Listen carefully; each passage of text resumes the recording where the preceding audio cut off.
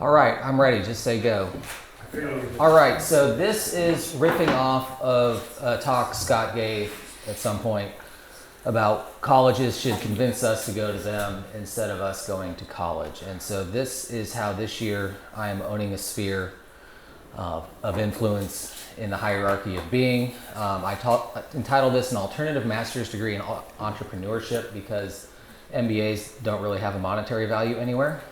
So the goal for this program... Change the topic of my topic. Should have gone first. The goal is to, you own a sphere, you redeem creation as part of our calling, you expand as a man, and also you stick it to the man where you can. So let me start with a history lesson. In the 1970s, there was a wave of Christian schools started in the South. These were stated to provide quality Christian education and a safe environment for concerned parents. It's also interesting to note that public schools were integrated in the 1960s, and these schools were not. So clearly, at least in hindsight, the stated purpose was not what the actual purpose was. So that being my location, 50 years later, many of these schools have closed and just become complete wrecks. In July of 2023, Northport Sports LLC purchased one of these schools on 25 acres with a vision to revitalize it into a sports complex with community access for community benefit. Preceding that, in May 2023, with my wife and father-in-law, I co-founded Northport Sports. And so the question everyone is asking is, what the hell was I thinking? So in defense of my actions, I have cast this whole project as an alternative master's degree in entrepreneurship from the TR Academy, named for our gentleman on the mantle. So here's what happens when you enter this program. It's customized. It gives you hands-on experience at a master's level that's directly transferable to other places. You can be the person actually doing things instead of reading about people doing things. It's flexible. You can do it when you want, where you are. There's no cost. There is high risk, but there's potential to pay yourself instead of paying a school. It's a pass-fail project. So how does this look in my world? The courses that I have had to become a master in since we endeavored in this project 6 months ago is project management for a pretty big renovation.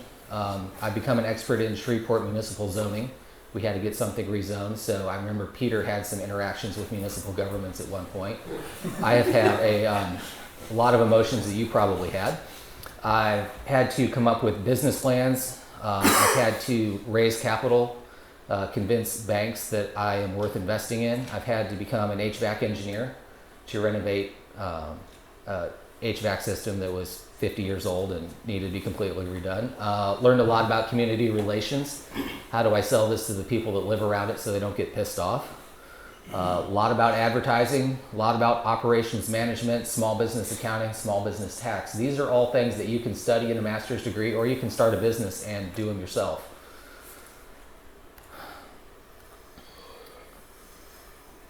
Doing this versus a traditional master's degree, you can spend $10,000, $20,000 to $100,000, or you don't spend any money. It takes 1 to 2 years, and I'm hoping to have this thing up and running on all levels in 1 to 2 years. You have theoretical expertise versus hands-on academic connections, or you can actually have community and industry connections. In my experience, no one really cares about a master's degree in business. But if you own a business, then all of a sudden you have the same qualifications of someone with a master's degree. And no PowerPoint on business is complete without a meme from Spaceballs. So why are you doing it? Well, we're not just doing it for money.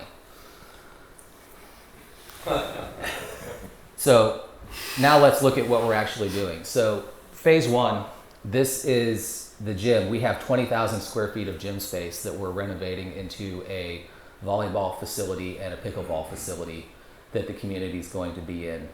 There is a volleyball club that's going to be there every day. They're kind of an anchor tenant, and we will have the only indoor pickleball space in our part of the state. And there is a large and growing pickleball contingent, and so they're going to be the base that gives us enough cash to operate. From there, everything is going to be growth beyond that. We've got 2 athletic fields. I've got a stadium seating that'll hold probably 2,000 to 3,000 people, where we can have events, practices, all sorts of things, concessions, and restrooms as we expand this project. Some good before and after pictures. On the left is an aerial of the school before we got started. This other one is about 3 months ago as we're proceeding the renovations. Then there is the inside gym space, a couple weeks into construction, and then from last week when I was there. So why are we doing this? What's the tell us? We're redeeming something in the community that we're in. We're being part of the community. It's a physical redemption, clearly, but there's also a legacy of what that school was started for, but it can be turned into something that actually benefits everyone in the community rather than hides people from another segment of the community. We're trying to do this business in a way that it adds value to everyone around. It doesn't just add value to us. I've seen a lot in corporate America that is basically, how do I get as much cash out of a business? The goal for this is to build something that has a sustaining community value and not just to make a bunch of money off. On the personal side, this also builds anti-fragility. For what where's Brian? We were talking about how do you hedge around the value of the dollar and all of these things that are soft, not real investments. This is a 25-acre investment that has a real value that will be able to keep going and use for all sorts of other business things in the future. This has been tremendous growth as a person. I've probably in the last year been working harder on all fronts than I have in any point in my life.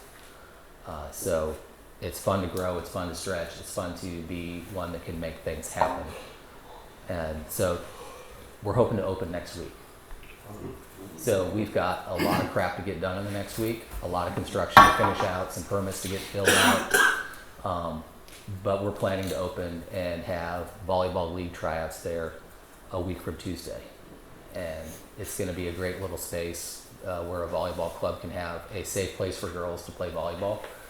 They have had a lot of experience sharing gym space with other teams, like basketball teams, that you don't really want your teenage girls around. So we're trying to make this a quality community place that is an asset to everybody. That's how I'm owning my sphere in the hierarchy of being this year.